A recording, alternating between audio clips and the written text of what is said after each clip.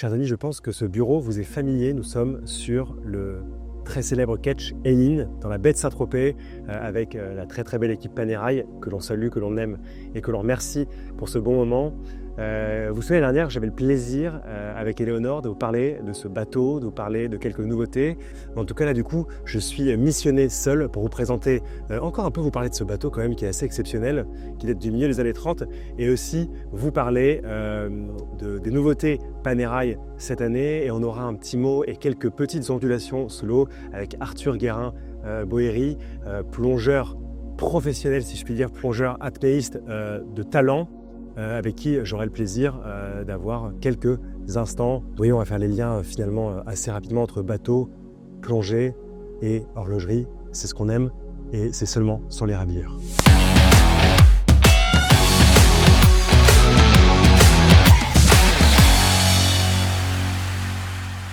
Chers amis, si je vous avais devant moi, je vous poserais une seule question. Que veut dire Eileen en galéique?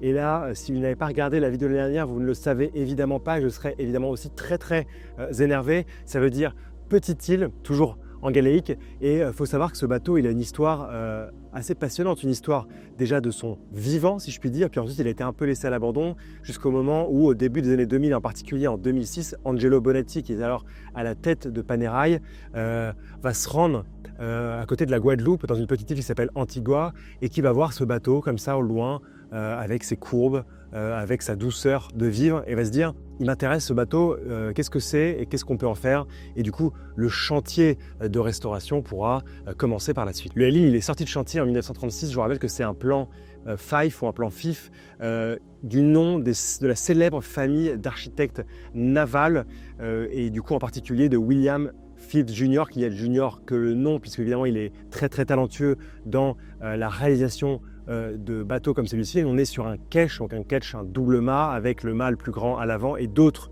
caractéristiques techniques. Je ne vais pas rentrer dedans, sinon je pense que je vais me prendre des savates par des marins.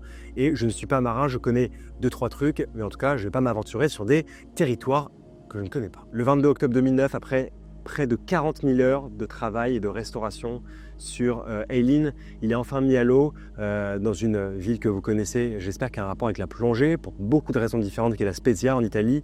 Et du coup, le bateau commence à ce moment-là à prendre vie avec Panerai. Et depuis lors, Panerai l'utilise chaque année et tout moment pour de la communication, pour de la présentation de produits. J'avoue que c'est une petite parenthèse incroyable pour nous d'être sur ce magnifique ketch. Pour vous parler tout d'abord de quelques nouveautés que l'on découvrait à Watches and Wonders avec Éléonore, donc c'est le moment de vous rafraîchir un peu la mémoire. 2025, c'est une année importante à mon sens chez Panerai pour Luminor. Vous savez, en horlogerie, c'est assez finalement facile de sortir des nouveautés par-ci, par-là. Mais quand on va prendre une icône qui a fait d'une marque toute son aura et qu'on doit retravailler cette icône sans trop la modifier pour qu'elle ait toujours son identité, mais pour la pousser toujours plus en avant, toujours plus en 2025, toujours plus dans l'innovation et faire que finalement la montre a des caractéristiques alléchantes, ça c'est un travail qui est un peu plus compliqué. Et ça là, c'est Luminor chez Panerai qui a pris du galon avec la présentation de l'évolution de la Luminor qui a des caractéristiques, vous allez le voir, qui sont plus poussées. Et toujours chez Luminor, on va aussi avoir la présentation pour la 3e année de partenariat, de nouvelles collaborations, de nouvelles montres Luna Rossa. Mais tout d'abord, laissez-moi vous faire une petite parenthèse historique sur ce qu'est la Luminor.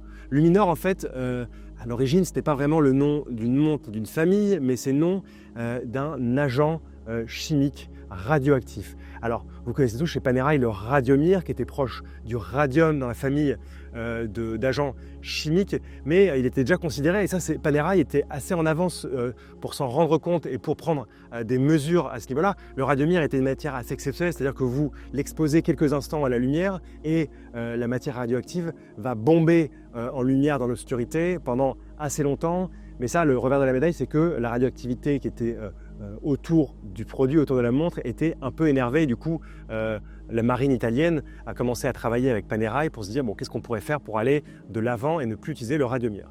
C'est chose faite à la fin des années 40, en 1949 plus exactement. Le Luminor va être breveté. Le Luminor, c'est une matière luminescente toujours radioactive, mais bien moins radioactive que le radiomir. Elle se rapproche du tritium, mais c'est un mélange savant qui a été pensé et breveté par Panerai. Aujourd'hui, Luminor, c'est le nom d'une collection que l'on connaît immédiatement par son boîtier, par son pont protège-couronne, mais pareil, le pont protège-couronne, il n'est pas arrivé comme un cheveu sur la soupe ou un cheveu sur la mer salée de la baie de Saint-Tropez. En 1956, vous avez une pièce fondamentale chez Panerai, on l'appelle Egiziano ou égyptienne.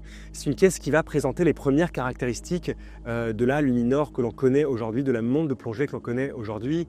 Une pièce qui avait été livrée aux plongeurs égyptiens, à la marine égyptienne, et qui présentait une lunette tournante, très important, un boîtier de 60 mm, histoire d'avoir une horloge au poignet, et surtout d'avoir un pont protège couronne. Il faudra attendre 1959 avant de voir le brevet du pont protège couronne déposé, et tout le long des années 60, on va voir se développer ce design iconique qu'est la famille de montres Luminor avec son pont protège couronne. C'est en 1956 très exactement que Guido Panerai va breveter cette invention, cette innovation de pont protège couronne avec sécurité qui était utilisée sur la plongeuse égyptienne dont je viens de vous parler. Et donc on va voir tout au long des années 60 se développer, se peaufiner cette famille de montres, toujours évidemment vous le savez pour la marine italienne et quelques marines spécialisées, mais de manière générale pour la marine italienne, avec le pont protège couronne, le cadran sandwich que nous connaissons bien et le remplacement petit à petit du radiomir par le Luminor. Il faudra attendre, vous savez, 1993 pour la présentation des premières montres Panerai au grand public, au public civil et non pas militaire. Et vous savez, on le salue à Paris, Laurent Picciotto a été un des pionniers à Paris pour distribuer cette marque Panerai. Donc Éléonore nous manque beaucoup, mais elle est toujours très très près de nous. Comme je vous le disais, 2025 est une année Luminor, sinon je ne vous aurais pas parlé de Luminor pendant 10 minutes juste avant. Ce qu'il faut savoir, c'est que l'icône est poussée dans une meilleure version d'elle-même. Il faut noter tout d'abord, et à mon sens c'est très important, le nouveau travail du boîtier. Le boîtier est moins épais, un peu plus de 10% moins épais que la version que l'on connaissait depuis lors. On va avoir une étanchéité qui n'est plus à 300 mètres mais à 500 mètres, donc on a poussé.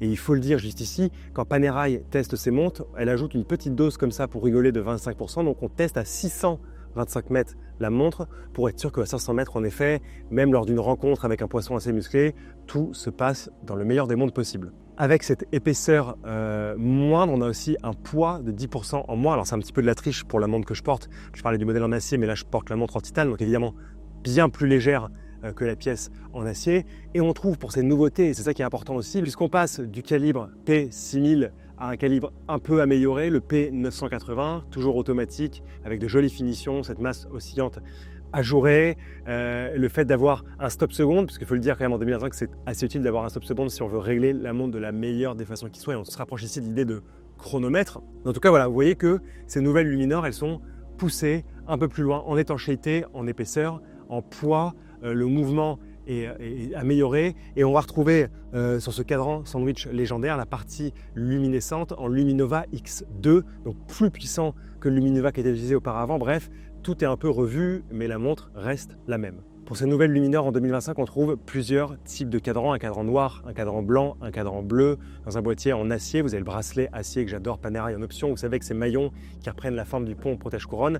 Et ma version favorite, la Luminor en titane avec un cadran kaki, mais je vous promets que au soleil ça ressemble plutôt à un cadran gris, et là il y a un peu de vagues, donc comme ça on est en train de faire des petits mouvements avec la caméra, c'est fort sympathique, et je vais bientôt vomir. Voilà, merci.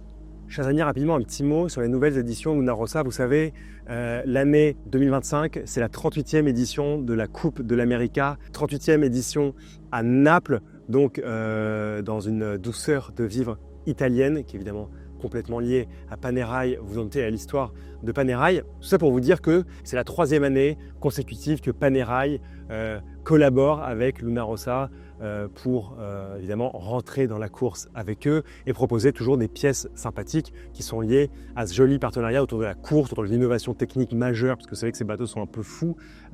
Bref, tout ça pour vous dire qu'on a cette année les 3e éditions de ce partenariat avec 2 pièces. Une Luminor toute simple, 44 mm de diamètre avec son boîtier en acier. À l'intérieur, le calibre P6000 avec sa petite seconde, le cadran où on voit à 6 heures marqué Luna Rossa. Et ce que j'aime, c'est qu'on n'a pas une typographie différente de la typographie Panerai. C'est marqué Luna Rossa, ça se fond complètement dans le cadran. Et comme d'habitude, le bracelet bimatière caoutchouc tissu Luna Rossa pour habiller ses montres cette année. Il est gris et il y a toujours une petite pointe de rouge. C'est ce qui va si bien à ces collaborations. On n'a pas réussi à l'avoir avec nous aujourd'hui, mais la 2e pièce fruit de cette collaboration en 2025, c'est le fait d'avoir présenté un chronographe Luminor Flyback, 44 mm de diamètre, un boîtier en titane. Et là, on est un peu plus aussi dans l'esprit Luna Rossa. On a de la légèreté avec le boîtier en titane. On a quand même toujours de la place pour la lisibilité. Et on a un chronographe retour en vol. Vous savez, vous démarrez le chronographe et vous pourrez directement redémarrer une mesure en appuyant sur le bouton poussoir du bas. Ça va faire gagner du temps. Et c'est un peu un petit clin d'œil à la navigation, un clin d'œil à l'aviation aussi. Donc voilà, c'est tout cet ensemble des éléments qu'on aime chez Luna Rossa dans 2 nouvelles montres cette année. Bon, maintenant fini de parler des nouveautés qu'on aime beaucoup, de parler de la Luminor qu'on apprécie énormément. Je vous rappelle qu'on est sur ce bateau dans la baie de Saint-Tropez sur Aileen, cette petite île gaélique, pour aussi avoir 2 mots avec Arthur Guérin-Boéry, qui est grand champion d'apnée que je connais depuis quelques années maintenant. Et on a le plaisir d'être avec lui. Il va nous faire quelques petites ondulations sous l'eau, je vais essayer de suivre, ça va être un petit peu compliqué, donc n'en voulez pas si les images sont un peu catastrophiques, mais d'abord on va s'entretenir avec lui quelques minutes pour un peu parler d'apnée comme ça, en toute simplicité. Voilà, Arthur est arrivé comme pas magie. Arthur, ça va? c'est un plaisir de te voir, j'espère que tu vas bien. De même. Pour nous parler un petit peu de plongée en apnée, Ouais. je sais que tu as quelques faits d'armes sympathiques, et vu que j'ai beaucoup parlé dans cette vidéo-là, je vais te laisser un peu de la parole. Pour te présenter. Le CV exhaustif, ça a commencé en 2013, l'apnée pour moi, à haut niveau. Voilà, champion du monde pour la première fois en 2013. Et puis entre 2013 et 2016, j'ai accumulé 5 titres de champion du monde en équipe de France fédérale, donc avec, dans plusieurs disciplines d'apnée, mais principalement des disciplines d'apnée dynamique, on appelle ça comme ça, c'est-à-dire de distance à l'horizontale, en bassin. Et ensuite, entre 2016 et 2022, j'ai organisé mes propres records du monde avec mon équipe, principalement en lac gelé, donc en distance sous glace à l'horizontale. Ouais, pas le plus simple. Pas le plus simple, avec la petite dimension prise de risque et eau glacée en plus. Et j'ai terminé là en 2022 avec un record de distance sous la glace, donc à la brasse, sans combinaison. J'ai posé ma marque à 105 mètres dans un lac gelé canadien, et c'était un petit peu la fin de ma carrière d'athlète. Et aujourd'hui, je ne pratique plus qu'en mer, en profondeur, à Nice, où je me suis installé il y a 5 ans. Donc là, maintenant, je fais de l'apnée verticale, en mer, en profondeur. Et pour l'instant, comment tu arrives à allier l'apnée horizontale et l'apnée verticale ? C'est 2 disciplines qui sont assez différentes, finalement, même si la base est de retenir sa respiration. L'une n'a pas vraiment à envier l'autre. C'est 2 disciplines qui ont leur propre facilité, leur propre challenge et difficulté, on va dire. C'est pour ça que les champions dans l'une ne sont pas les champions dans l'autre et vice-versa. Mais ce sont 2 disciplines qui sont quand même relativement complémentaires aussi. C'est-à-dire que l'une va aider pour l'autre et vice-versa. Et donc finalement, mon passif en tant qu'apnéiste à haut niveau en apnée dynamique me sert beaucoup, évidemment, sur ma progression en profondeur. Et parfois, il peut m'arriver, par exemple, de m'entraîner avec mon camarade Guillaume Néry. Et quand je l'emmène sur mes entraînements, qui lui est spécialiste de la profondeur, quand je l'emmène sur mes entraînements en bassin, en piscine, pareil, il apprend plein de trucs et ça, c'est très utile pour sa pratique. Donc dis donc, c'est des disciplines qui sont quand même assez interconnectées, même si c'est quand même assez différent. Et entre nous, tu t'es mis un petit challenge pour la verticale. Qu'est-ce que tu aimerais faire en profondeur ? Moi, mon rêve, ce serait d'aller à 100 mètres. Mais je ne pratique pas l'apnée profonde dans une dynamique de compétition. Voilà, je le fais vraiment pour le plaisir. C'est ma progression à mon rythme. Et je dois avouer qu'aujourd'hui, avec tous les projets que je mène en parallèle, c'est difficile d'avoir une routine d'entraînement régulière. J'aimerais avoir plus de temps pour plonger, mais avec tous les projets que je développe, notamment ma série documentaire et ne serait-ce que les projets qu'on a avec Panerai aussi, ça demande beaucoup de temps et donc j'ai moins de temps pour m'entraîner.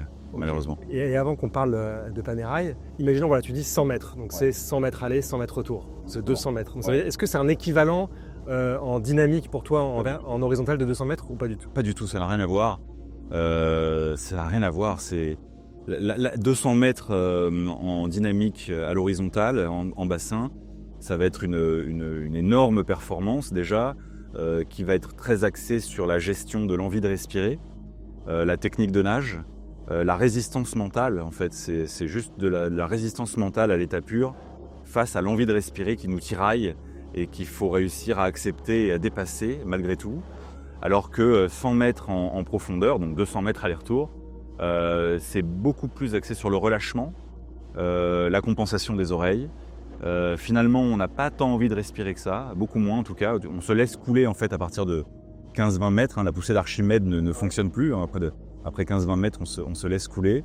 Et donc on est dans une phase passive jusqu'au fond, ce qui fait qu'on économise énormément d'oxygène pour descendre.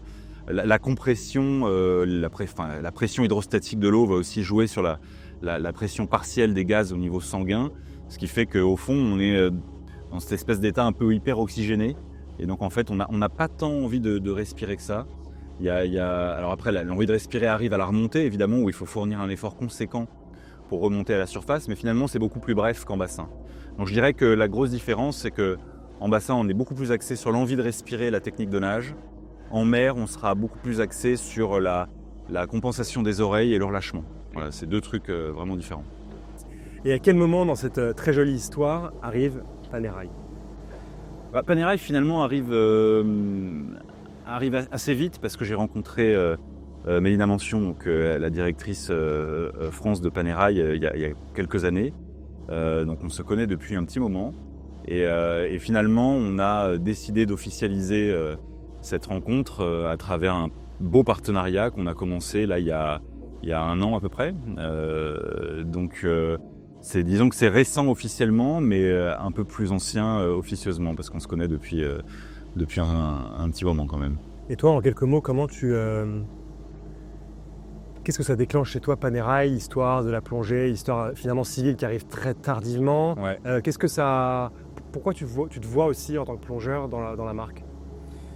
C'est que déjà, effectivement, ce que je trouve assez noble et assez humble de leur part, c'est que finalement, c'est une marque qui a décidé de s'ouvrir au marché que très tardivement, au marché public, que c'est une marque qui a décidé de bâtir ses fondations avec dans quelque chose de très spécialisé, avec des utilisateurs très spécialisés, et qui n'a pas eu la prétention d'ouvrir ses produits au marché public d'entrée de jeu, et qui d'ailleurs a gardé ses produits très confidentiels pendant de nombreuses années.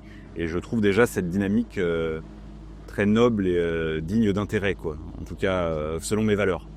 Et le fait que Panerai ait cette historique avec l'armée italienne correspond aussi tout à fait à mes valeurs. Moi aujourd'hui, j'ai des valeurs de virilité d'esprit, d'aventure, d'audace, de courage.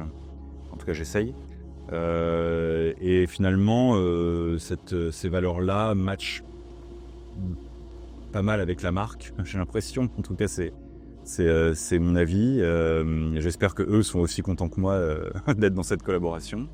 Et ouais, il y a vraiment cette dimension aventure, découverte, exploration. Et le maître mot de cette collaboration, surtout, c'est que c'est la mer. Finalement, c'est le dénominateur commun entre Panerai et moi. C'est l'amour pour la mer et l'océan. Panerai est une marque qui est intimement liée à la mer et l'océan. Toute la collection Panerai est liée à l'océan. En fait, toutes les Panerai sont des divers, finalement. Même les Luminor. Et même si on n'est pas forcément au courant au début, parce qu'il y a les deux principaux modèles, qui sont donc la Luminor et la submersible. La submersible qui est plus orientée plongée, mais la Luminor de base est quand même une plongeuse. Et c'est ça que j'adore, c'est qu'en fait c'est une marque qui est entièrement dédiée à l'océan, à la mer et l'océan, avec cette dimension aventure et découverte qui me convient parfaitement et qui me fit parfaitement, notamment par rapport à la série documentaire que je lance en ce moment autour du monde. Ouais. J'espère qu'on en saura un peu plus bientôt sur ta série documentaire. Écoute, merci pour tes quelques mots. Je pense que les gens ont une meilleure idée de qui tu es maintenant. Et puis, surtout tes liens avec Panerai, ce qui est tout de même très important, je pense. Merci. Écoute, maintenant, je crois qu'avec cette chaleur, le mieux, c'est d'aller piquer une tête. Ouais, piquer une tête, mais pas trop profond. Hein. Je regarde, là, on est à 4,8 mètres. Je pense que je pourrais pas aller plus loin. 4,8 mètres, ouais. C'est pour rigoler, toi. C'est parfait pour un baptême, pour une première expérience. En plus, l'eau est claire. Magnifique. Et à 27 degrés, là, donc non, ça va être bien. C'est peut-être la dernière vidéo que je fais, mais en tout cas, je vous aime beaucoup. On vous aime beaucoup et merci pour votre fidélité. Et si vous avez des questions à poser à Arthur, n'hésitez pas à les mettre en commentaire. Je les poserai ensuite et je vous répondrai. Enfin bref, nous sommes proches de vous. À tout de suite. Merci.